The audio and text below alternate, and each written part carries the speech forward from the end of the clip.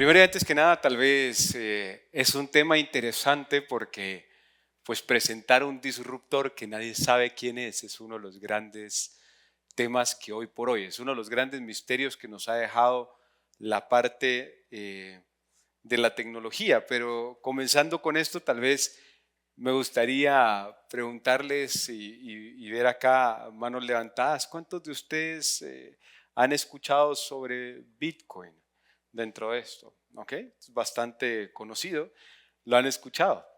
Sin embargo, lo que voy a hacer hoy es, a través de la explicación, también llevar cierta terminología de la manera más simple posible, porque es un tema que se aduce que es complejo, pero como todo en finanzas, nada es complejo, simplemente es la forma de percibir el conocimiento lo que lo hace complejo.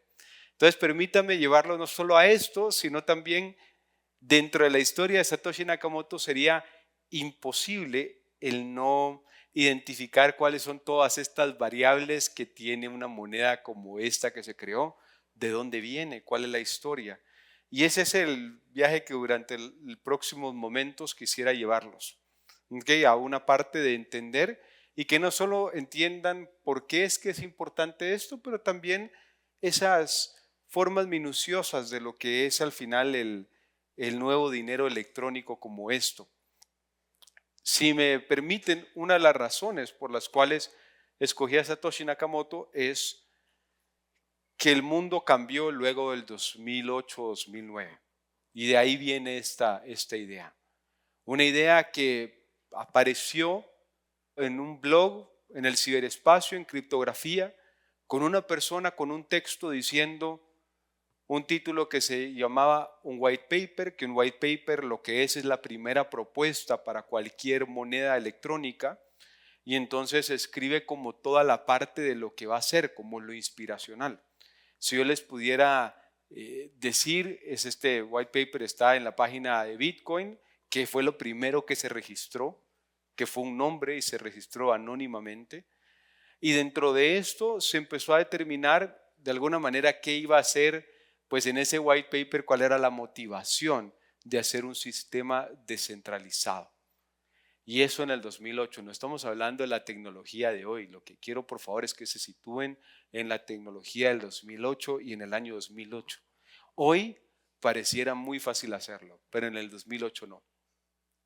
Así que lo primero y más interesante es que empieza con esta parte de los blogs. De hecho, su primer post es hacer el dominio bitcoin.org y lo hace a través de una página que se llama anonymousspeech.com. Y desde el inicio, esta persona o grupo de personas, o no se sabe qué es al día de hoy, el misterio sigue desde el 2008, empezó a redactar ciertos temas en blogs y empezó con blogs dentro de esto. Para darles una idea, esto fue el 18 de agosto del 2008. Para darles otra parte, en noviembre, primero de noviembre, anuncia este texto que les decía, este white paper titulado P2P Cashy Paper, donde en una lista de correos de criptógrafos empieza a desarrollar el concepto del Bitcoin.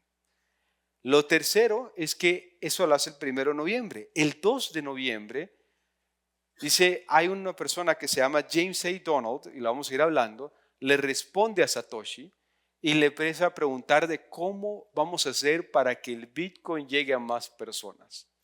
Ya después de ahí, entre el 9 de noviembre, más o menos hacia el 17 de noviembre, se empieza a discutir todo el mecanismo.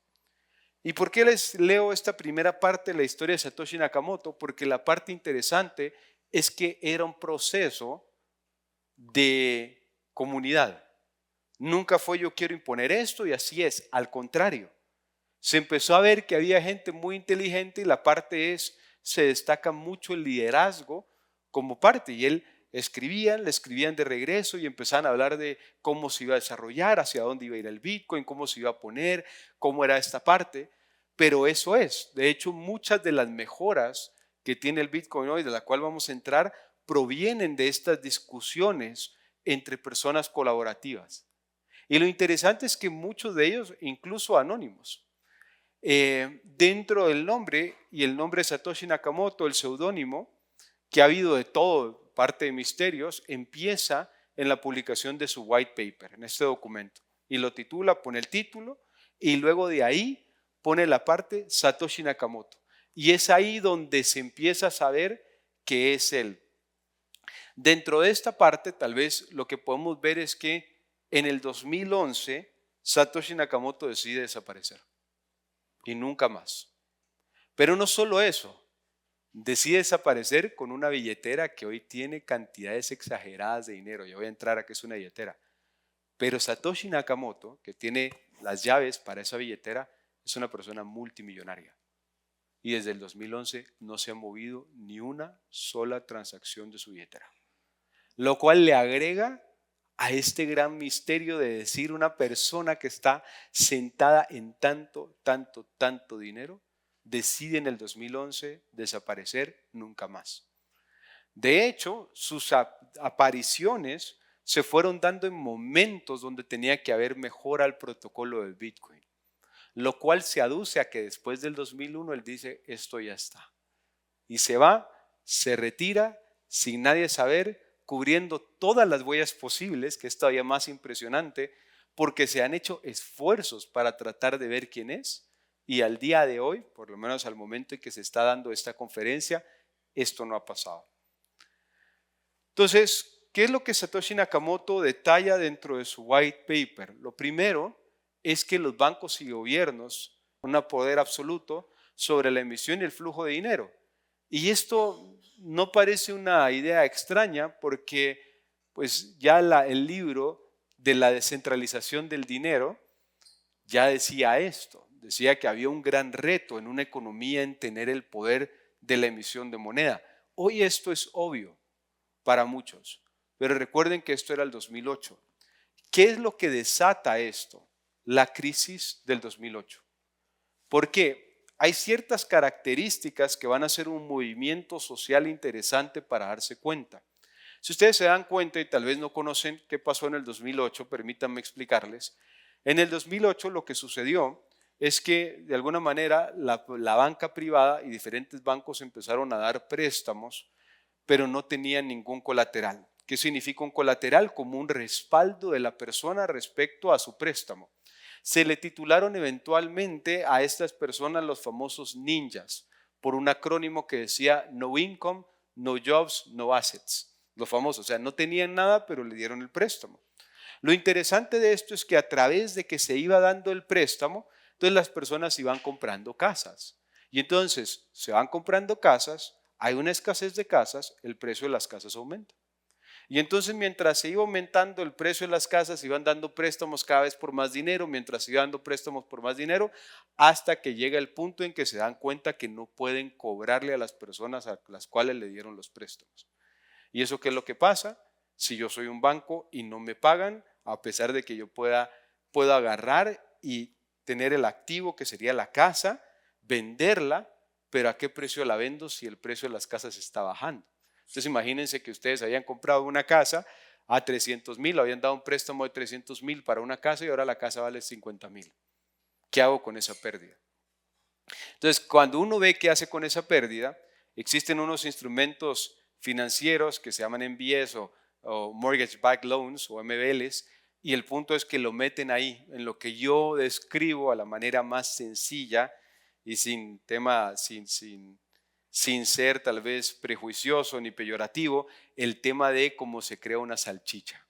¿Okay? Una salchicha va de todo y en este instrumento iba de todo. Y una parte buena y partes muy malas que se llaman. Y entonces eventualmente esos instrumentos financieros se iban vendiendo a otras personas. Se le decían, mira, vas a ganar cierto porcentaje. Se daban cuenta que eso no. Y de ahí salió el término activo tóxico. ¿Por qué? Porque era básicamente vender una cuenta incobrable. Era dinero que yo no iba a recuperar. Y entonces eso empezó el declive del 2009, bancos y bancos quebrando porque habían invertido en algo que hoy no iban a recuperar, y entonces en ese proceso comienza la parte. Pero tal vez la parte sorprendente no es eso, porque eso tiene pues sus componentes de avaricia de ese momento, sino que viene en que el gobierno de Estados Unidos decide hacer un bailout, decide sacar a los bancos en ese momento, se reúnen grandes financieros y empiezan a ayudar, Pero la parte interesante es que no solo rescata eso, sino que del otro lado los bancos empiezan a modificar las tasas, haciendo que muchísimas personas quiebren, se queden sin casa y esto, y fue complicado. No solo hace que este movimiento sea interesante, sino también hay otro movimiento conectado con la crisis del 2009, que es el movimiento de una acción que se llama GameStop. Y es un movimiento donde muchas personas se organizaron para empezar a ir en contra de ciertos sectores financieros a través de jugar en contra de lo que las otras personas estaban haciendo. Para entender un poco lo de GameStop, sé que no es el tema, lo que empezaron a hacer es que se creían que la acción iba a bajar, lo que se llama un short del mercado, apostar a que baja, y lo que hacían este grupo de personas era que compraban apostando a que subía. Entonces, mientras más subía el precio, las otras personas iban perdiendo posiciones que habían puesto y fueron quebrando específicamente un fondo de inversión que se llamaba Citadel. O sea que hay todo un tema respecto a la crisis del 2009 y sus consecuencias en específicamente de eso. Y ahí es donde Satoshi Nakamoto empieza a hablar qué pasa con un gobierno centralizado que el día de mañana llega y dice, sí, vamos a sacar a bancos, pero los vamos a sacar a costa de tus impuestos. ¿Es algo que yo quiero o no? Y no solo eso, sino que tenemos una forma de emitir dinero, lo que vulgarmente se podría decir imprimir, y tenemos una máquina de impresión y le vamos a poner play y vamos a seguir imprimiendo, imprimiendo, imprimiendo, y entonces tu dinero que tienes en el bolsillo va a valer menos, porque a mayores dólares en la economía empieza a haber una pérdida de valor del dólar. Y entonces esa historia es la que pasa. Por eso es que la historia que decían los abuelos de que con 5 len podían comprar Tortrix, ir al cine y todo, tiene que ver con la inflación, que es la segunda parte. Porque de nuevo, la inflación, ¿cómo se ocasiona la inflación? Y para verlo, la inflación se ocasiona a través de tener mucho más dinero o a través de no tener productos de una parte a otra, es decir, a escasez. Pero la parte interesante es que siempre creemos que la inflación no es acumulativa. Eso es algo que en economía es importante, ¿verdad? Señalarlo. La inflación es acumulativa. Por eso es que las cosas hoy ya no valen los 5 len que costaban antes, porque a pesar de que la inflación baje, significa que bajó su ritmo, no que bajó a regresarse. Y esto va a marcar mucho la idea de Satoshi Nakamoto, porque Satoshi lo que va a hacer es que va a estar pensando en un activo, ¿verdad? En una moneda como esta que sea deflacionaria, que no suba como el dólar, que no pierda su poder adquisitivo. Y esa idea ya la tenía desde el inicio. ¿Inspirada en qué? Inspirada en un fenómeno que terminó en los años 70 que se llamaba el patrón oro. Y el patrón oro, que también es importante porque se llama el Bitcoin Standard, luego va a ser esto, pero el patrón oro lo que decía es, si yo tengo cierta cantidad de lingotes de oro, yo puedo imprimir cierta cantidad de dinero. Si yo quiero imprimir más dinero, necesito más lingotes. Y eso desapareció con Richard Nixon, que fue el que le puso la tapa al patrón oro y dijo se liberan. Que tuvo sus partes positivas, de alguna manera. Hay quienes argumentan que sí, porque permitió que se desarrollara la industria de créditos. Ya no porque yo podía emitir más dinero, lo coloco, más posibilidad de créditos, más posibilidad de desarrollo. Esa es la parte. Pero la otra parte es justamente el poder adquisitivo. Y entonces dentro de estas dos se va desarrollando como esa idea del problema del dinero tradicional. Y se crea lo que hoy se llama el dinero fiat. Fiat con F-I-A-T, que significa dinero respaldado con otro dinero. ¿Ok? Entonces, esas son como las ideas dentro de lo que debería de haber en esta parte de la conferencia tomarlo. Primero, la idea de un gobierno centralizado que puede decidir sin preguntarle a nadie sobre la economía, independientemente de lo que pase. Ya vimos los temas inflacionarios de Venezuela y de Argentina o Zimbabue para tener una idea de eso, es el temor que está ahí. La segunda parte es el efecto de la inflación, la pérdida de poder adquisitivo, el asesino silencioso que decía Friedman, que va matando a las personas conforme el precio, porque ya las personas pues, no pueden adquirir sus bienes y dentro de esto, segunda preocupación. Y tercera preocupación, los costos de transacción, que cada vez sigue siendo más caro enviar dinero a otras personas. Y son temas que hoy pues se ven con la parte de remesas, se ven con la parte, pero Satoshi Nakamoto lo estaba viendo ya en el 2008-2009. Y eso es lo impresionante de una persona con esta visión. el dinero digital no comienza en el 2008 y esa es tal vez una de las concepciones equivocadas. Si van a leer el white paper de Bitcoin, lo que se van a dar cuenta es que hay artículos citados desde 1980. Y justamente el primero es DigiCash. DigiCash es el primer tema de criptografías y entonces al final se hacen las primeras transacciones. Luego hay una segunda que se llama Hashcash, que empieza en 1997 y luego B-Money. Todos estos fueron parte para la creación del Bitcoin. Fueron esfuerzos desarrollados por criptógrafos muy capaces, muy hábiles con el propósito de ir adentrándose sobre esto. Entonces, ahí pues comienzan esta idea. Y esa es la parte interesante. Incluso son citados dentro del propio white paper como una forma de inspiración a lo que es la parte del Bitcoin. Pero, ¿cuál era la verdadera preocupación de Satoshi Nakamoto al momento de querer hacer un disruptor de una industria que llevaba ya desde tiempo, ¿verdad? Como una industria de los Medici, como una industria de Venecia, de la banca, o sea, que no había tampoco cambiado mucho. De hecho, en la parte en la que se basa tampoco cambia, que es el libro mayor, en el famoso debe y haber. Esa es la construcción del blockchain.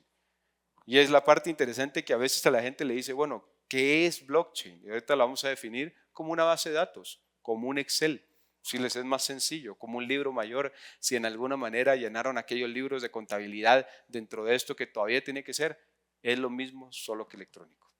Pero Satoshi Nakamoto lo que decía es, ¿cómo descentralizo el dinero? Y descentralizar es que no esté en solo un banco, que yo no necesite un banco, una institución que pueda llegar a alguien y dentro de esto decir, sí, saquemos más bitcoins, imprimamos más bitcoins, quitémosle el valor, vendamos, cerremos el negocio. En esa parte es. Y ese era el primer reto. Lo segundo es entonces, lo que yo necesito es lo que pasa en la banca normalmente. ¿Y qué pasa en un banco para tenerlo en idea? Pues la primera parte es, tomemos una transacción. Si ustedes quieren mandarle dinero a alguien a través del banco X, llamemos el banco X por temas de no poner. Y entonces, si yo quiero mandarle a la persona, digamos, Mauricio le quiere mandar a Fabio 100 quetzales. Y entonces lo tiene que hacer, lo hago a través del banco. Entonces, mi transacción sale del banco X y va hacia el banco C, pero tiene que quedar registrada la transacción en los dos bancos. ¿Qué significa? Mauricio sacó 100 quetzales del banco X y a Fabio le entran 100 quetzales en el banco Y. Se dan cuenta que tiene que haber siempre como un balance entre lo que entra y lo que sale. Entonces lo primero que Satoshi Nakamoto ve es que tiene que haber algo que registre esa transacción para separar al banco. Primer tema específico. Segundo tema de la descentralización, y es que el banco, si alguno de ustedes ha tenido la experiencia de estar en banca, invierte muchísimo en ciberseguridad, pero muchísimo. Entonces lo que tenía que hacer era, bueno, ¿cómo se crea un sistema autogestionable en ciberseguridad? Que es decir, ¿cuál es la mayor preocupación que le pasaba a Satoshi Nakamoto? Que un Bitcoin gastado acá se gastara en otro lado al mismo tiempo. Y se llama el problema del doble gasto o el double spending problem, para que lo tengan. Entonces, el tema es que eso le preocupaba a él. ¿Cómo lo solucionó? Pues la solución estaba en los grupos de criptografía. Y en los grupos de criptografía con algo que vamos a ir más adelante viendo, que se llama el famoso Proof of Work. Y lo vamos a ir detallando. Pero el punto es, necesitaba que hubiera un sistema que previniera de que las transacciones se pudieran crear rápidamente o dentro del dinero. Y la otra parte que lo ve y que no está, digamos, dentro de esto señalado es que Satoshi Nakamoto busca específicamente que haya una cantidad limitada de bitcoins. El último bitcoin al ritmo en el que estamos hoy, ¿verdad? Todo tiene que ver con el chip cuántico, pero haciendo la diferencia, terminaría de minarse aproximadamente en el 2142. Entonces ya hay todo un proceso. Y voy a entrar a las definiciones de minería y de todo, pero sería el último bitcoin que daría. Entonces, el famoso papel blanco o white paper, pues le pone el nombre de un sistema de efectivo electrónico peer-to-peer. Y es lo que se llama como una parte constitucional. Dentro de esto, lo que dice es que va a desarrollar un sistema de pago en base a pruebas criptográficas, que para hacer transacciones. Y eso lo que elimina es la necesidad de confianza en terceros para hacer transacciones financieras. O sea, yo llego y tengo mi billetera y le puedo enviar Bitcoin a alguien, yo no tengo que saber quién es, ni él tiene que saber quién soy, y esa parte de lo que es anónimo, y voy a dar una referencia anónimo, fue lo que se volvió muy interesante. Ahora, ¿cómo es anónimo? Hoy se habla de que no es realmente anónimo, sino es un seudónimo. Es mi billetera, solo se va a saber si alguien sabe de quién es la billetera. ¿Y qué significa esto? Muy sencillo, les explico de la manera más sencilla lo que es una transacción de billetera, es igualito a un email. Tengo la dirección de una persona y tengo mi dirección, lo envío el correo. Igual funciona Bitcoin para enviar. ¿Verdad? Tengo una dirección, tengo otra dirección, le pongo enviar y es como enviar un correo, solo que pasa de esto. ¿Qué es la diferencia? Que eso queda guardado en un bloque de información, que es lo que se llama como un libro de registro contable. Y vamos a entrar un poquito para eso. Pero la solución era básicamente como enviar el dinero como un envía correos electrónicos. Y si alguna vez, y los invito dentro de esto, a hacer cualquier tipo de transacción de una billetera a otra, es de las cosas más sencillas que hay. O sea, es tan sencillo que tiene tal vez mucho menos pasos que incluso con la banca tradicional. Y esa es la parte. Entonces, como yo sé que la dirección puede ser 0x25304280 y del otro lado, yo no sé de quién es. Yo solo sé la dirección, pero es un seudónimo. Por eso es que si yo digo, sí, mi dirección es esta, ya no es anónima. Ya simplemente es, ya saben que la dirección es de Mauricio. Y entonces ya con eso empieza a haber una solución. Hay quienes, ¿y por qué yo sé esto? Porque todo registro de transacción queda puesto en una página. Si ustedes quieren ir a páginas, pueden ir a páginas como Etherscan o ver la blockchain de Bitcoin. Ahí están todas las transacciones todos los días que se hacen, la cantidad, quién vendió y solo uno no sabe de quién es la billetera, pero está todo. Una de las primeras críticas que recibió en el blog Satoshi Nakamoto es que decía, sí, pero deberías de tener menos información en el blockchain. Deberías de ser más ocultas las transacciones. De hecho, hay una parte que dentro de esto, y lo vamos a ir hablando, que se llaman hashes. Los hashes, que son formas de encriptación, debería ser lo único que debería salir. ¿Cómo se encriptó la transacción? Que son tipos de criptografías que son buenas para encriptar de una palabra a un número, pero del número a la palabra ya no se puede llegar de regreso. Y eso le decían a Satoshi Nakamoto, le decían, mira, que sea un sistema más privado.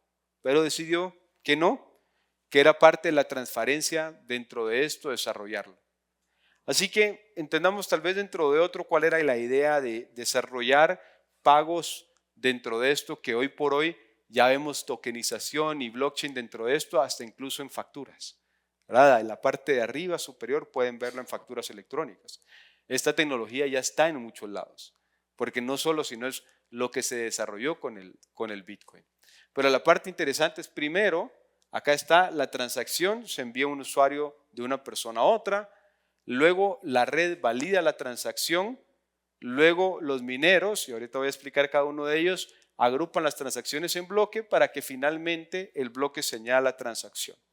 Y esa fue toda la idea. Déjenme desmenuzarlo poco a poco dentro de esto para que no sea extraño. Lo primero es, pues yo tengo de nuevo el mismo caso de Mauricio y Fabio enviando. Entonces yo envío la transacción a Fabio. Pero la parte interesante es cómo se valida. Entonces lo decía, lo que pasa es que ahí hay un banco que dice sí, Mauricio tiene cierto dinero en el banco X y Fabio tiene una cuenta en el banco Y y entonces se pueden enviar dinero. Ya, pero ahí hay bancos, hay instituciones centralizadas. ¿Cómo lo hago yo para hacerlo descentralizado? Y ahí es donde Satoshi Nakamoto viene con la idea de un nodo. ¿Y un nodo qué es? Una computadora. Una computadora que dice, sí, esa billetera y esa billetera pueden hacer transacción. La billetera que pertenece a Mauricio, que en este caso no sabríamos que es de Mauricio, tiene 100 quetzales y se la puede mandar a la billetera de Fabio, que no sabemos que es de Fabio, que tiene 100 quetzales. La transacción es correcta. ¿Y cómo lo hacen esto? Que mientras más nodos hay, más computadoras hay conectando y validando, entonces de alguna manera las transacciones pueden ser más rápidas y más seguras. Entonces lo que hacen esto es que esa transacción queda escrita como estaría en un banco, como cuando uno llega y pone su estado de cuenta del banco y dice se le envió dinero, ACH, etcétera, todo eso se queda en el blockchain. Entonces la parte interesante es que ahí es donde se dan las transacciones y se puede ver. Entonces las computadoras funcionan como verificadores. Imagínense ustedes dentro de las personas que ustedes les preguntan y tienen el mismo libro, ¿verdad?, de contabilidad con las transacciones, 5 personas de ustedes. Ustedes dicen, sí, se puede hacer la transacción, check, las 5. Y eso lo que valida es que no hay un problema con la transacción. Ya no solo depende de uno. Entonces la parte interesante cuando uno ve las transacciones, están verificadas y registradas. Entonces ahí viene la palabra de esto, que los mineros, ¿quiénes son los mineros? Los mineros tienen dos funciones. ¿Okay? Satoshi Nakamoto lo que hizo fue, tenía un reto, o sea, sí están los nodos, pero tienen que haber incentivos. Porque, o sea, ¿por qué voy a tener una computadora y realmente hacer un nodo es lo más sencillo hoy en día? Se puede buscar una Raspberry y poner las transacciones y simplemente va verificando nodos. Es más, si uno tiene un nodo dentro de su propia casa donde hace las transacciones, es como tener su propio banco, ¿verdad? Es el propio nodo de uno. Y entonces es bien interesante dentro de esto tecnológicamente cómo ponerlo. Pero la parte es que los mineros, aquellos que tal vez han escuchado ahora es que tienen fincas de servidores trabajando en Islandia con esto, empezaron con un tema que era resolver un problema que iba aumentando de complejidad.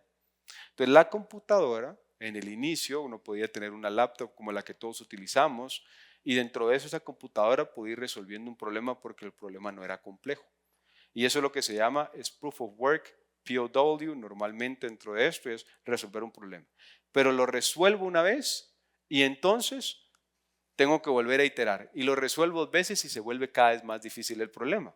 Por eso es que llegamos a las fincas de servidores, porque ahora tengo que tener un montón de computadoras tratando de resolver el problema al mismo tiempo dada la complejidad. O sea, empezó fácil y se va volviendo cada vez más difícil.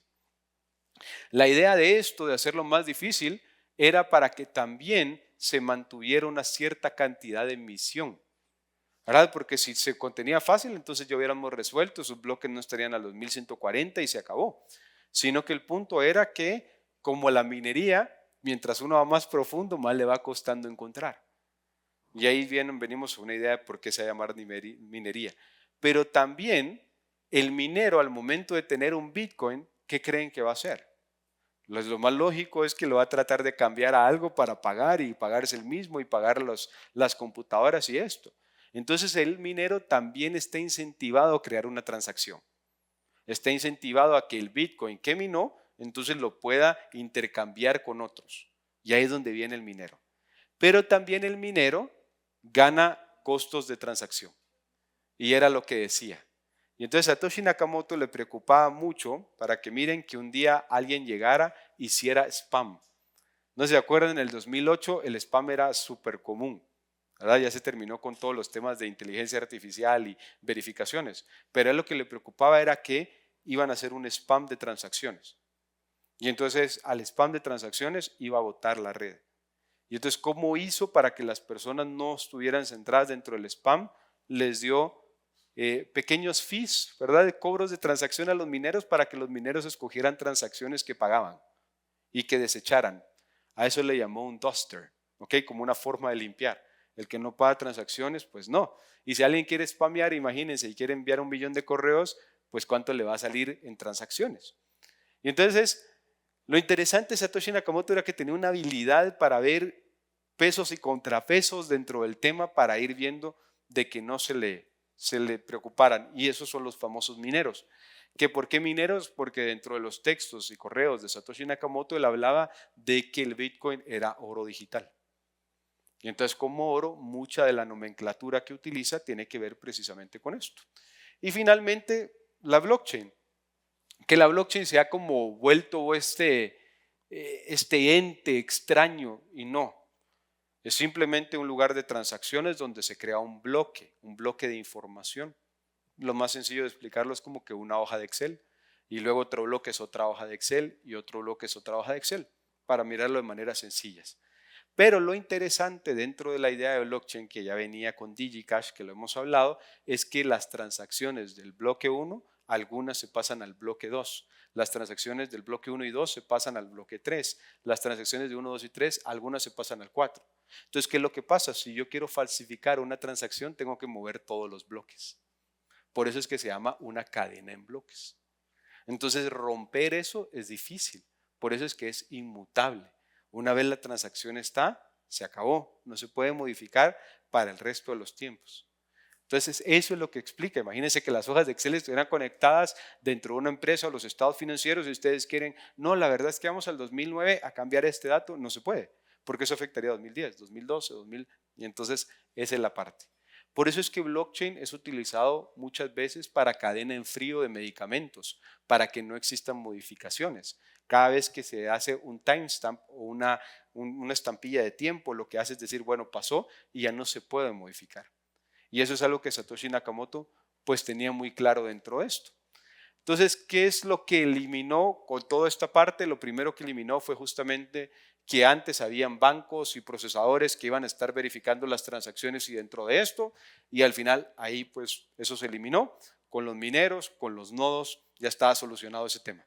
La segunda parte eran transacciones entre usuarios intermediarios, también empezaron a hacer, no habían intermediarios, yo le puedo mandar como mi ejemplo a Fabio dentro de esto y él a mí, ninguno enterado de esto, no tengo que ver, es más, no se cierra nunca, esto puede ser 24/7, si yo estoy a las 2 de la mañana en Hong Kong y Fabio está en Costa Rica, no hay ningún problema, la transacción pasa con la misma agilidad, lo cual es impresionante dentro de esto, ¿verdad? Es decir, la velocidad en que se puede hacer. ¿Por qué? Porque ya no tengo yo que pasar por los métodos tradicionales de preguntarle al banco, obviamente antes era llamado, pero ahora en términos electrónicos de mira, ¿será que Mauricio sí tiene dinero pero está en Hong Kong y será que Fabio tiene para recibir y esto?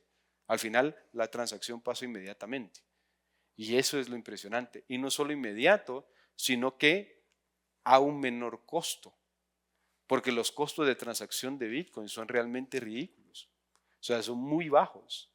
Y entonces es la otra parte interesante dentro de esto. No solo le agregó velocidad, no solo dejó que uno pudiera hacer una transacción cuando uno quisiera, sino que a la vez a un menor costo.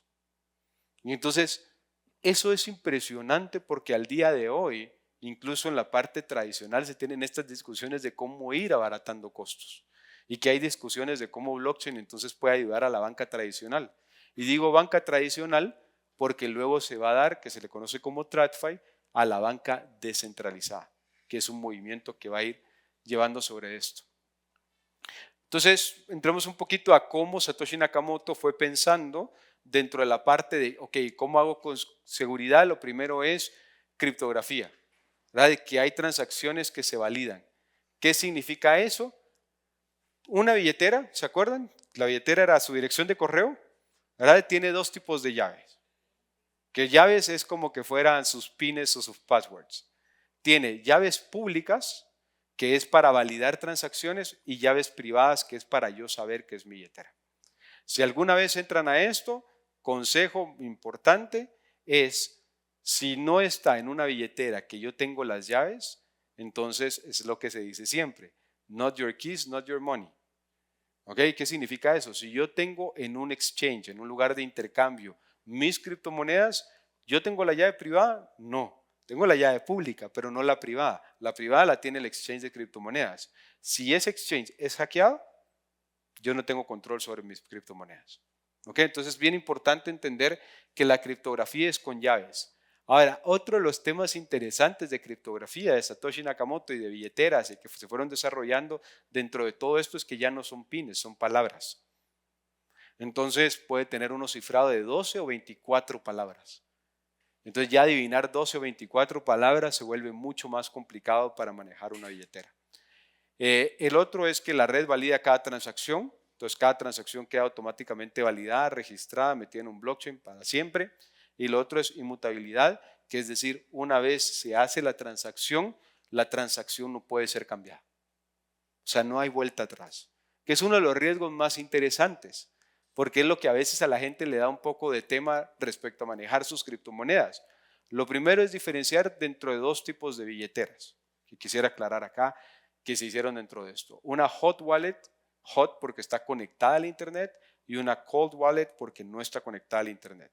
¿Qué significa esto? Una hot wallet todo el tiempo está conectada a internet, puede estar en su celular dentro de esto, y la cold wallet simplemente uno agarra la billetera, que es como un cuadrito, la conecta, ve uno la transacción, hace, envía, recibe, lo que sea, la desconecta y ya entonces queda sin poder tocarse. ¿Ok? Entonces, ¿por qué es importante esto? Porque de nuevo el riesgo está en esas billeteras en caliente que lo que pueden hacer es ser hackeadas y ser dentro de esto. Pero la otra es billetera en frío. Y como uno tiene que ser su propio banco, por eso es que tiene que tener sus propias formas de ir llevando este tipo de seguridad. Pero para que entiendan, por eso es que las direcciones, las transacciones vuelven a hacer esto. Y eso es lo interesante dentro de este proceso. Entonces, toda esta historia que les estoy contando, que hoy por hoy, pues de nuevo, para muchos todavía sigue siendo muy extraño decir, bueno, ¿cómo es que yo soy mi propio banco? ¿Cómo es que yo tengo que guardar? ¿Cómo es que si yo le envío una transacción a alguien y me equivoco por una letra, que era lo que pasaba al inicio, ahora los sistemas ya son mucho más fáciles, pero entonces yo decía que la cuenta de Fabio era 082715 y yo puse 2716, chavo a ese Bitcoin. Le cayó a alguien más y yo no sé quién es y no se puede recuperar y nada. Entonces era la otra parte interesante, muy cuidadoso. Entonces había que dentro de los tiempos de antes apuntar muy bien, verificar y esto. Ahora ya pone uno copiar, pegar y ya todo funciona perfecto. Pero de nuevo, se ha ido evolucionando. Entonces, el movimiento comienza, como lo vimos, el primer bloque génesis, que es el bloque de esta parte, la primera hoja de Excel, para decirlo de una manera, digamos, como tradicional, empieza a minarse el 3 de enero del 2009. El 22 de mayo del 2010 se da la primera compra real, que es 2 pizzas por 10,000 bitcoins. Y eso lo que hace, que toda la gente dice, ¿cómo es posible que alguien gastó 2 pizzas en 10,000 bitcoins? Y es un graso error. No es cierto. Esa transacción fue lo que hizo que el bitcoin hoy fuera posible. Tanto así que el 22 de mayo se celebra el Pizza Day. Y la mayoría de comunidades de Bitcoin, Ethereum, todo lo que sea, todo tipo de comunidades celebran comiendo pizza. ¿Ok? Entonces también es como una comunidad dentro de esto, porque sin eso no se hubiera comprobado que el sistema funcionaba, que yo podía mandarle dinero a alguien y que podía recibir un producto. Toda esta idea de que el Bitcoin es un activo digital y que es una forma de guardar dinero y esto es algo nuevo. Fue diseñado para hacer transacciones. Y entonces en el 2011 Bitcoin llega a 1 con el dólar. Y esa es como la parte interesante para que miren el crecimiento dentro de esto. Cuando y lo hemos hablado, porque el gran tema es, dos temas estaba consciente Satoshi Nakamoto. Estaba consciente de que el Bitcoin podía ser usado para bien como para mal. Pero el dinero también, ¿verdad? Es decir, de alguna manera no era que entrar con esa ingenuidad de que el dinero iba a solo ser utilizado para bien, pues ya lo hemos visto en películas, casos, Pablo Escobar, etcétera, que uno se da cuenta que el dinero puede ser para mal o puede ser para bien. Y entonces el Bitcoin iba a tener la misma parte. Pero ahí es donde se viene una parte de dilemas éticos y morales de decir, ¿será que algo que puede beneficiar a tantas personas debería ser sacrificado por la maldad de algunos? Y es importante porque eso es lo que va a marcar de alguna manera la crisis financiera y toda la parte del Bitcoin. Él lo publica en una parte del momento que, como les decía, en el momento clave de la crisis. Y es ahí donde lo ve. O sea, por alguna razón algo le resonó. No se sabe si le afectó, no se sabe si lo vio, pero en ese momento dijo, este es el momento para hacerlo.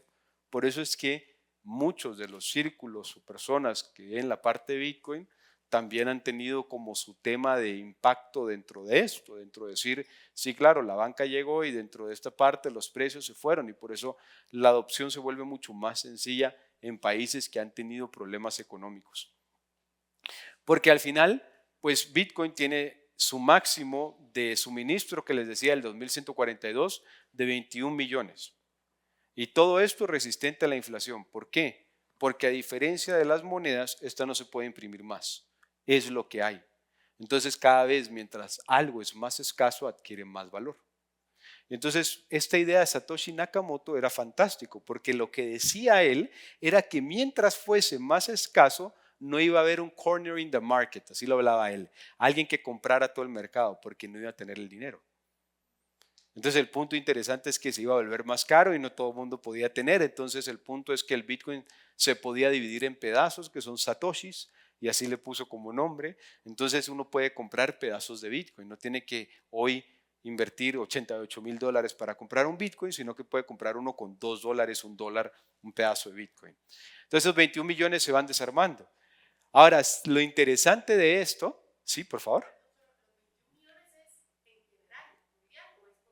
No, los 21 millones es la cantidad de bitcoins que existen, así. No más. A 21 millones se acabó. Pero el efecto inflacionario todavía es más y es porque gente ha olvidado sus billeteras, no sabe dónde están, ha mandado transacciones equivocadas. Entonces todo eso, ¿verdad? Se ha ido perdiendo, lo cual de los 21 millones uno va viendo cuántos realmente quedan en ¿verdad? Efectivamente están utilizando, lo cual es maravilloso y que va a seguir sucediendo. O sea, va a seguir siendo gente que va perdiendo dentro de la parte, que no sabe la transacción, que los usa mal y dentro de esto. De hecho, cuando uno quiere quemar una moneda, ¿verdad? Que quiere quitar de las criptomonedas, uno quiere quitar una cantidad de monedas, para quemarla lo que se manda es a una billetera que no tiene llaves privadas. Entonces se termina de circulación y ahí muere, porque nadie lo tiene para transacción, para que tengan una idea. Entonces eso pasa. ¿Sí? ¿Cómo? Un, así es, por lo menos eso usan. Eso no, porque la billetera está desconectada, está en frío. O sea, ok, se puede hacer la transacción dentro de esto y se puede enviar y queda registrada, pero la billetera al final puede estar en frío y puede estar sin llaves. Eso significa que eventualmente donde esté la billetera y como esté se puede desarrollar. Pero este sistema lo utilizan monedas no Bitcoin, sino monedas como Ether o otras monedas que usan para quemar esto. Podría ser, solo que con un... Solo lo que pasa es que acá la diferencia es que como no hay claves, entonces tú no puedes abrir la billetera. Y no importa, digamos, claro, pero acá la parte interesante es que hay todavía más certeza, porque no la puedes desbloquear. Y no hay como los correos, ay, olvidó su password. No, o sea, ya estuvo. Y entonces esa es la parte interesante dentro de esto. Que es un mecanismo que así como tienes, también está todas las críticas dentro de esto. El lado positivo es que eso fue algo inventado más adelante. Satoshi Nakamoto tuvo la excelente idea para no meterse en esos dilemas de decir 21 millones y listo. Y los que se pierdan bien y los que no tan bien y todo bien. Por favor.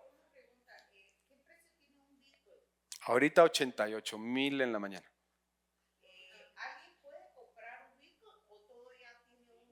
Claro, todo lo puede entrar, pues tiene 88,000 y está bien, sí, puede uno entrar tranquilo y comprarlo. No pasa nada. O sea, así de sencillo, al momento que quiera, ¿verdad? En la forma que quiera.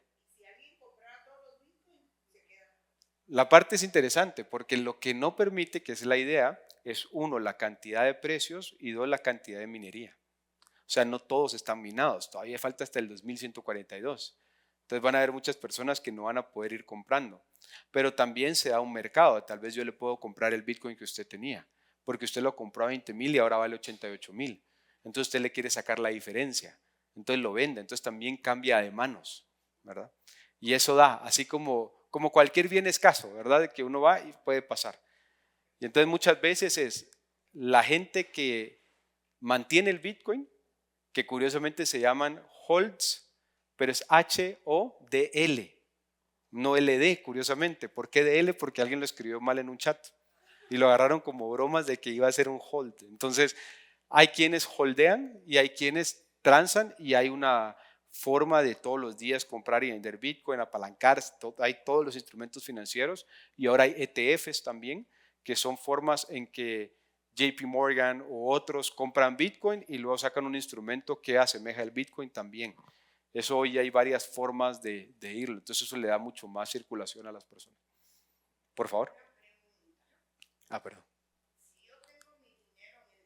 ¿Sí?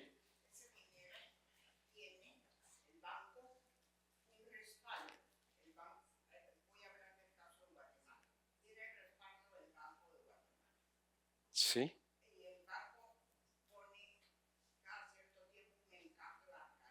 Sí.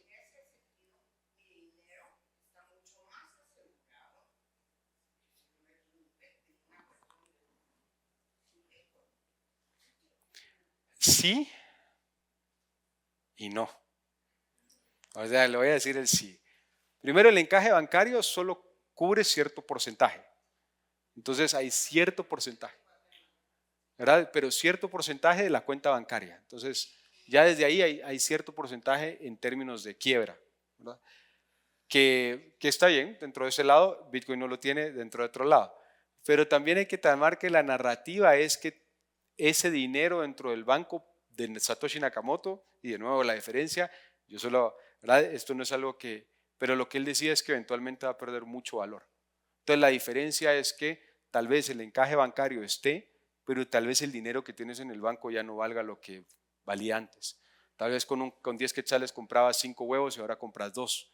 El número tal vez no cambió y es el efecto de inflación. Mientras que del otro lado, tu dinero, ¿verdad? De Bitcoin iría ganando valor. Entonces, si hubieras metido, ¿verdad? De 10,000 quetzales, que serían a $1, o 10,000 dólares, entonces tendrías 10,000 dólares y hoy lo multiplicarías por 88,000 dólares, que es lo que le pasó a mucha gente. Es como esa parte, pero no hay que dejar que sí tiene totalmente la razón de que es un activo riesgoso y muy volátil, ¿verdad? Porque las caídas son de 40 o 50%. O sea, es decir, llegó a 72 y después de 72,000 bajó a 20,000. Así que si uno no tiene estómago para eso, no es una industria, digamos, divertida, así como decir, bueno, pero por eso es que todo tiene, ¿verdad? Todo tiene y hay que llevarlo con calma dentro de esto y analizar si es que algo que le gusta a uno o no, ¿verdad? Y yo le diría, depende, hay personas que no y prefieren un certificado de depósito, yo prefiero verlo, está bien, también prefiero no llevar mi propio banco, mis propias transacciones también, pero totalmente entendible, yo creo que es un argumento válido, que el contraargumento sería la inflación, ¿verdad? Pero ahí es donde estaría, pero tiene toda la razón. Voy acá adelante, sí. Sí.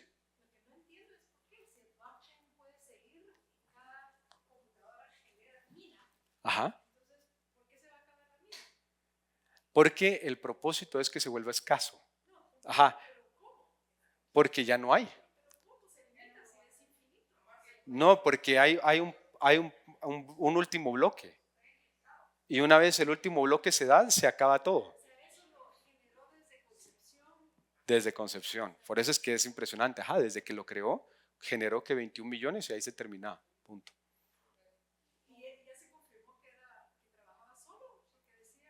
No se sabe. Esa es la parte más impresionante que yo no sé qué tipo de inteligencia es esto. Por eso dije yo, lo voy a traer a presentar, porque son cosas de decir, ver a un 21 millones, ver a dónde iba. Y la pregunta es, ¿será que estaría feliz con que llegue a 100,000? ¿O será que no se sabe? No, y que tenga un montón de Bitcoin en una billetera que no se ha movido y que todo el mundo la puede seguir. ¿Verdad? Y todo el mundo dice, no se ha movido desde el 2011. Y eso es, ¿verdad? No, de hecho hace la transacción en el que le deja un domain a alguien de la página, le deja eso y se desaparece, pero nunca se supo quién era, es todavía un tema, ¿verdad? Pero sí, o sea, 21 millones y pum, se acaba, finito. Que es una diferencia que hay muy pocas monedas que no. Por ejemplo, las siguientes monedas en market cap de crecimiento no tienen todavía cuánto llegarían. Es, siguen, ¿verdad? Siguen imprimiéndose. Así. Entre las pocas que está limitada, hay como 3 o 4, pero es la más grande de las que está limitada, pero no es la tradicional, ¿verdad? Sino hacerlo. Voy atrás, sí.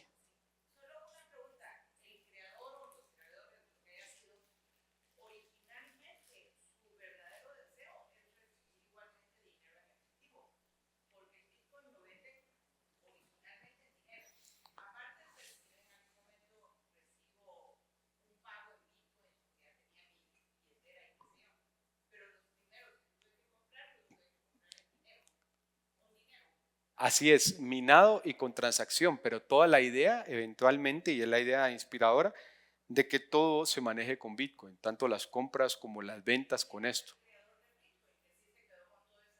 Que se quedó con esa billetera porque tenía que ir minando dentro de esto para ir probando y por eso fueron los primeros bloques.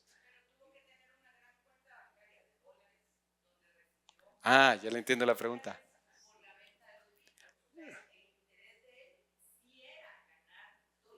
No, no, no precisamente.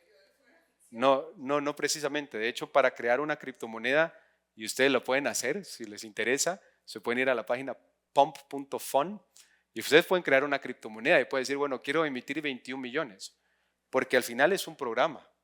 O sea, ese primer paso no necesita dinero, ni valida dinero. No, porque al principio se regalaban, incluso hay historias de que se regalaban acá en la universidad. Porque muchas de las personas que empezaron a adoptar primero, pues se daban y se transaban, pero los primeros se regalan. De hecho, cada vez que una moneda se lanza, uno simplemente puede agarrar otra moneda y ponerla de respaldo y te dan lo que se llama un airdrop, que es que te dan ciertas monedas gratis, porque es la forma como para empezar a utilizarlo. ¿Quién responde por eso? Nadie, por eso es que es descentralizado.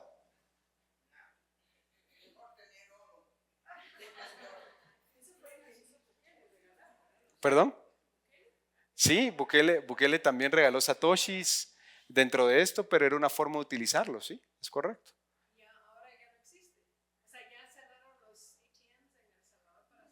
No, sigue existiendo en El Salvador todavía, ¿verdad? Pero no, digamos, en El Salvador se sigue porque mucha de la inversión que se trae también viene de la parte de Bitcoin. Entonces, ahorita justamente, recientemente ya se tiene una conferencia muy fuerte de Bitcoin. La empresa más grande de la criptomoneda que asocia digamos, que es como una forma de mimetizar el dólar, que se llama Tether, se estableció ahorita en El Salvador, que es la moneda más grande del mundo, o sea, con miles de millones de dólares. Hay todo un tema, El Salvador está teniendo todo un tema en ese sentido. Sí.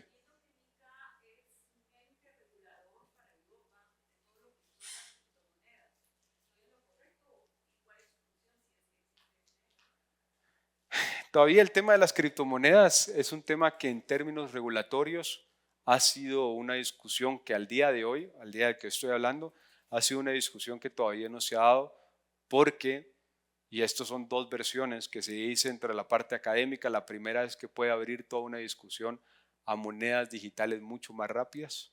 Entonces al regular una ya se puede hacer mucho más. De hecho, el hecho de que sea como una forma de zona gris, se vuelve complejo en varios países.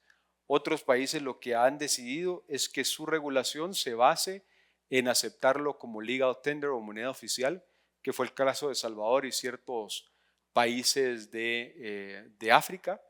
Y otra de las partes es que se logre tener una forma de tenencia. Pero al día de hoy sigue siendo todavía un tema que no se aclara.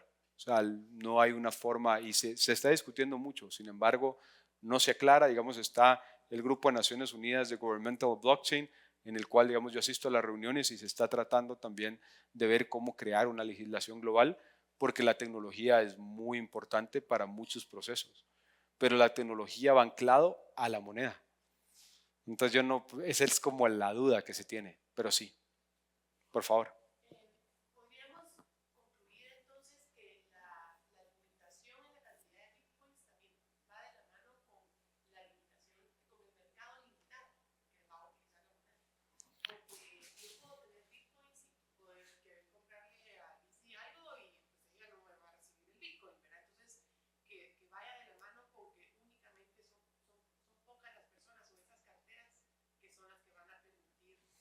Sí, una de las críticas es tal vez la parte de profundidad, se le llama la cantidad de personas que tienen Bitcoin, uno. Dos, que se puede estar guardando cierta cantidad de valor dentro de esto y tal vez no querer una transacción. Pero la tercera es que hay ATMs, ya hay POS, ya hay todo esto con Bitcoin. Ya hay billeteras, ya hay tarjetas de crédito que se respaldan en el Bitcoin para que uno pueda gastarlo. O sea, sí hay una velocidad en el sentido del consumo, muy interesante. Entonces uno puede depositar su Bitcoin en la billetera, en una tarjeta de crédito y simplemente le va restando conforme al precio del día. O sea, sí se puede llegar a, sí ya existe eso. Entonces ahí es donde se vuelve interesante. Por favor.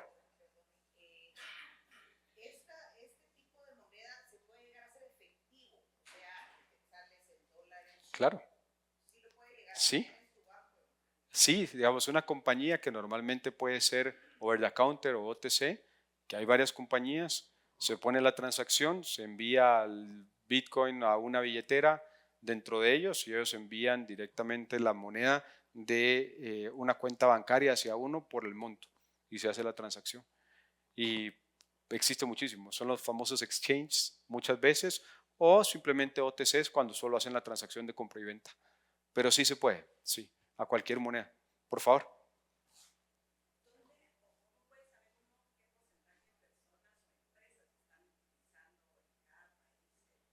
En cada país es difícil. Ahora, ¿cuántas personas? Sí se puede. Y es bien sencillo, porque como queda en el blockchain se ve cuántas billeteras están. Ahora, que esa billetera pertenezca a una empresa o a una persona es todo un tema. Y que esa billetera sea de un país es otro tema. ¿Verdad? Hay todavía un esfuerzo para hacer eso, pero todavía no se puede saber. Pero es la idea. ¿Por qué? Porque la otra parte es que como lo vemos acá, como es un tema de privacidad, es la parte de transacciones. Entonces, dentro de la propia billetera, hasta qué punto yo tengo que ver la transacción. Y por eso era que se decía, si un exchange llegaba y sacaba el listado de las personas que tenían sus billeteras, entonces uno podía saber las transacciones. Y ese era el gran reto de la lucha de los últimos 2 años, cuando se decía, no, pero usted exchange en Estados Unidos tiene que darme los datos de las personas, y ahí empezaba todo este reto, ¿verdad? Porque el punto es, eran transacciones de un lado para otro. Por ejemplo, uno de los casos más interesantes fue que cuando se le quita cierto financiamiento a Wikileaks, Wikileaks empieza a abrir para Bitcoin. Y así fue como sobrevivió. Le empezaron a mandar Bitcoin porque le habían cancelado todas las cuentas bancarias, por ejemplo, que es una parte positiva. Y lo otro que hablábamos es la facilidad de transacción, o sea, yo no tengo que estar en el mismo lugar que la otra persona, ni siquiera en el mismo país, y podemos estar uno en China y el otro en Guatemala y la transacción puede ser muy rápida, lo cual ha abierto todo un tema para empresas de exportación para utilizar esto, porque son transacciones muy veloces. Entonces, por supuesto, tiene la parte como no todo, ¿verdad? No todo es azúcar, no todo es bueno, sino también estuvo el famoso caso de Silk Road, el cual recientemente el dueño de esa plataforma acaba de salir libre dentro de esto, y el punto es, era un mercado, ¿verdad? Donde transacciones anónimas, pero había de bienes ilícitos, y se volvió un mercado pues que le dio de alguna manera una mala reputación a esto porque se usaba para mal y empezaron a asociar el Bitcoin contra estas partes, y es ahí. Lo segundo era la pregunta que hacía, ¿verdad? Que es una economía gris donde hay transacciones y áreas que todavía no quedan claras a nivel global y que poco a poco hay que irlo viendo. Y finalmente desafíos regulatorios, porque es regular la parte de criptomonedas, pero el problema es que la mayoría de iniciativas que se han visto lo que buscan es buscar no quitar lo anónimo al usuario. No tanto que la transacción pueda seguir, no tanto si es la parte impositiva, no tanto esto, sino que van a través de la privacidad, lo cual también se vuelve un tema interesante respecto a esto. Por ejemplo, esto es una gráfica del crecimiento en términos de precio cuando salta considerablemente a 24,000, hoy 88,000, hace 2 meses en enero y en noviembre estuvo en 120,000 por Bitcoin, pues también. Y entonces se dan casos interesantes. Y hay un caso, hay un artículo académico que por supuesto lo pueden buscar bajo mi nombre que se llama Stablecoins en Argentina. Y entonces empecé a investigar lo que eran las monedas estables en Argentina y cómo se utilizaron y qué era lo que pasaba. Imagínense ustedes, les pagan en pesos argentinos y de repente se le deprecia y a fin de mes ya no pueden comprar y esto, y entonces se volvió en un refugio. en una forma. Las criptomonedas se volvieron formas de transar. ¿Por qué? Porque el gobierno llegó a limitar la cantidad de dólares que uno podía tener, el tipo de cambio, cómo tenerlo, que si era blue, que si era esto, y se volvió todo un tema de mezcla. Entonces las criptomonedas permitían de alguna manera navegar ante estos efectos que creo que Satoshi Nakamoto había visto, que era el momento en el que una persona o un gobierno empezara a tomar decisiones negativas dentro de esto. También Venezuela, ¿verdad? De cómo transar en una economía donde hay fuerte, un fuerte poder dominando todas las transacciones que se hacía ahí. Bitcoin se volvió un aspecto fundamental dentro de esto. Y Zimbabue, que Zimbabue, como ustedes dan, los billetes vienen en trillones. Y entonces empezó a perder toda esta parte. Entonces, ¿cómo yo resguardo mi valor? ¿Verdad? Porque yo sé que 5 días después mi salario va a quedar a la mitad por el tema inflacionario. Entonces, hay aspectos, por supuesto, pasó lo de Silk Road, pero cada vez hay prácticas que son mucho más apropiadas respecto a esto. Recordemos que también si nosotros hubiéramos llegado a la historia de la banca moderna, y como lo veis en Niall Ferguson, en The Ascent of Money, nosotros tenemos que remontarnos ahí, a cómo comenzaron las diferentes monedas, cómo comenzaron estas partes para entender un poco lo que hoy es en la parte de Bitcoin. Tenemos que verlo desde esa perspectiva. Adelante. ¿Sí?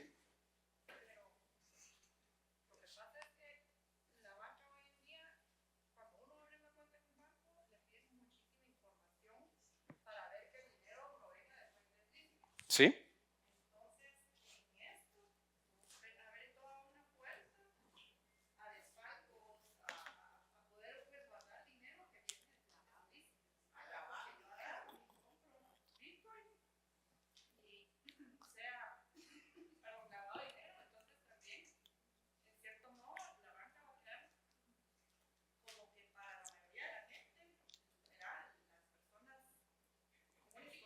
¿Sí?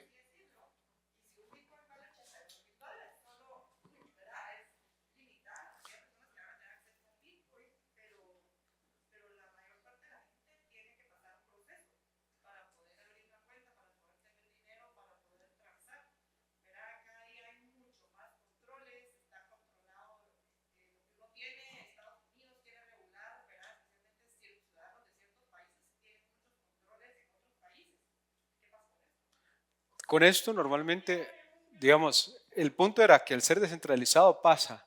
Lo que pasa es que los exchanges y la parte de compras tienen dos temas, que es el Know Your Customer o KYC y ahorita un Know Your Transaction. Y eso debería de ser. Entonces sí hay toda una parte de esfuerzos para justamente eso. Que no precisamente están bajo la regulación, sino que se están haciendo esto.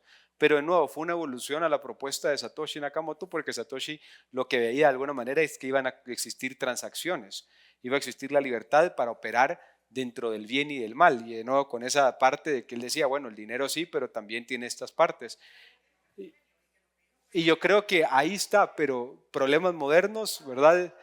Sí, problemas modernos como todo y como pasó también dentro de la parte del dinero y pasó, ¿verdad? En los 80s con toda la parte de Pablo Escobar y pasó, o sea, ¿verdad? También es un tema es una industria nueva.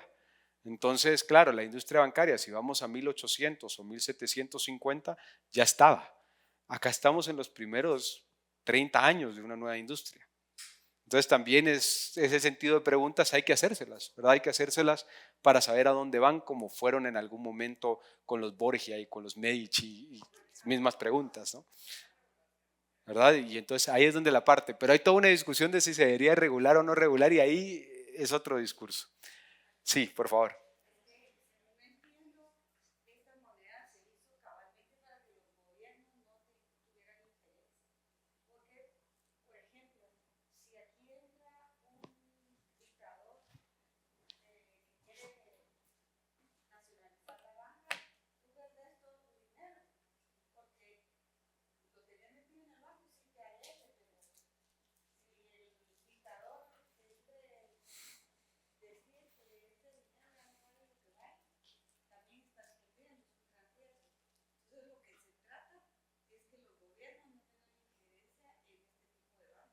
Fantástico, gracias. Es exactamente eso, ¿verdad? Porque si recordamos, el apartheid fue legal también, ¿verdad? Hay ciertos temas que porque sean legales no significa que sean correctos. Y cuando uno ve las economías que teníamos, o sea, el hecho de perderle 100% el valor de su dinero a alguien, ¿verdad? Es un crimen, ¿verdad? Es algo aterrador, no debería ser, pero es lo que sucede. Entonces, dentro de esto, ¿por qué es oro digital? Porque es portable. Acuérdense también, es una persona, yo creo que una de las partes es, tengo que comprar un Bitcoin, dentro de esto no es cierto, puedes comprar un Satoshi que es por $1. O sea, uno puede ir acumulando Bitcoin poco a poco, ¿no? Todos tienen la capacidad de comprar 1, 2, 20 Bitcoins, ¿no? La durabilidad de que es el formato digital no se degrada con el tiempo, que la moneda sí tiene, y finalmente es fácil de portar, ¿verdad? Las billeteras en frío son tal vez de este tamaño, ¿verdad? O como un USB. O sea, no son nada extraño y fácil de portar. También la mayoría que él ya lo veía, iba a haber sistemas light o light systems, que son sistemas como apps. Satoshi Nakamoto ya veía dentro de su tema que el Bitcoin iba a poder ser transado en apps. O sea, es impresionante dentro de esto.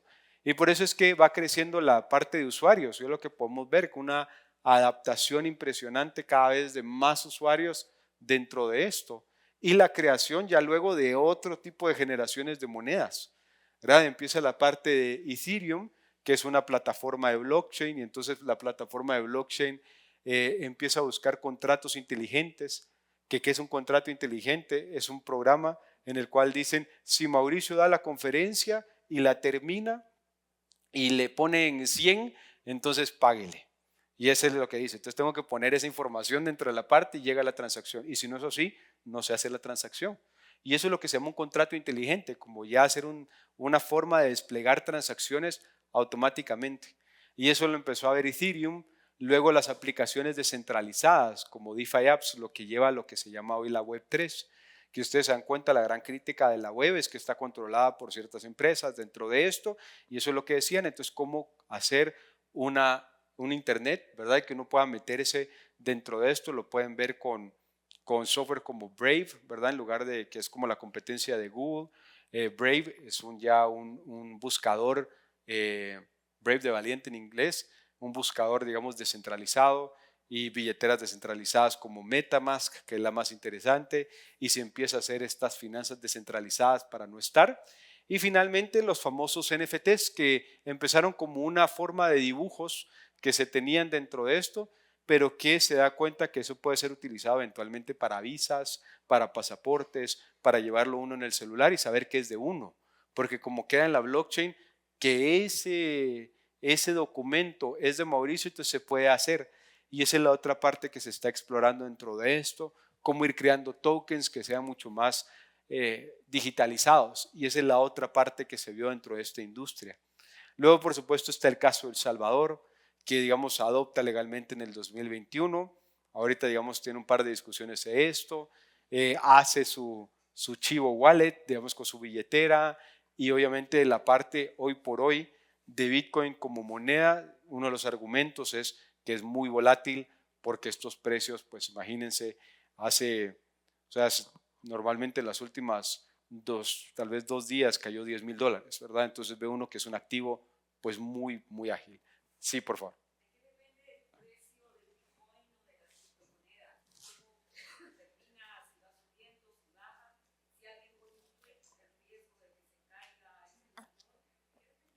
Por ejemplo, depende de la oferta y la demanda. A lo más claro, depende de la gente que está comprando y la gente que está vendiendo, ¿verdad? Pura transacción. Más allá es pura transacción, que era lo que decía, por eso Satoshi Nakamoto veía en sus temas de que no iba a ser un tema de corner the market, porque siempre entre compra de esto hay gente que iba a perder esos bitcoins y iba a tenerlos que vender en una pérdida, hay gente que iba a comprar y que eso iba a hacer que el bitcoin pudiera estar en más manos. Pero es puro mecanismos de mercado de oferta y demanda. Y entonces ahí es, ¿verdad? Eso por lo menos en el precio del bitcoin como tal.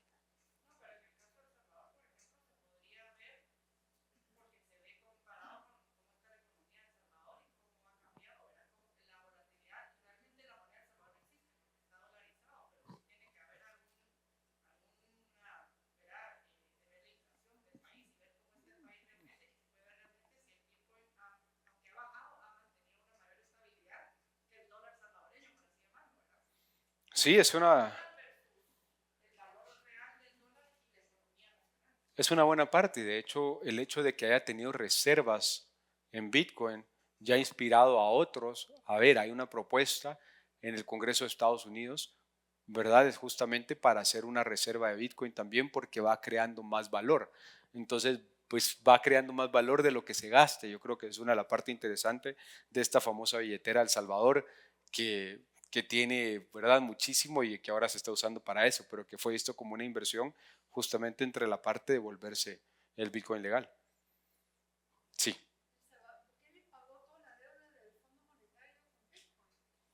No estoy seguro sobre eso. O sea, no estoy seguro, pero sí sé que, digamos, hay ciertos temas de que fuera como obligatorio el Bitcoin y esto, que en la última parte de las reuniones se mencionó, pero no estoy seguro de esa parte. Sí sé que el Fondo Monetario ha tenido muchas pláticas con él, ¿verdad? De lo que uno lee en las noticias, pero nada más. Entonces, dentro de esto, ¿cuáles son los desafíos legales que se enfrentaba? El primero es resistencia, lo que hemos hablado ahorita en las preguntas que han hecho, gobiernos centrales que no estuviesen de acuerdo, que vean al Bitcoin como una amenaza. Lo segundo son las normas de lavado de dinero, KYCs, AMLs, que son normalmente otra de las preguntas que también ha aparecido, pues son una de las discusiones que hoy en día se tienen. La tercera, la parte de impuestos, porque dónde es el hecho generador, ¿verdad? Es en el país, como no está, es todo un tema interesante de discusión y hasta qué punto, ¿verdad? En dónde opera el Bitcoin, dónde se crea.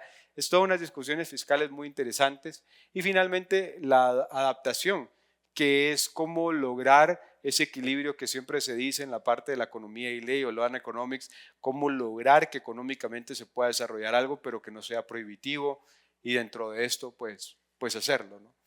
Y entonces por eso es que también hay formas en que el Bitcoin ha ayudado, lo veíamos en Zimbabue, el acceso universal, ¿verdad? Solo se necesita un smartphone para poder hacer y poder hacer transacciones, lo cual hoy es mucho más accesible.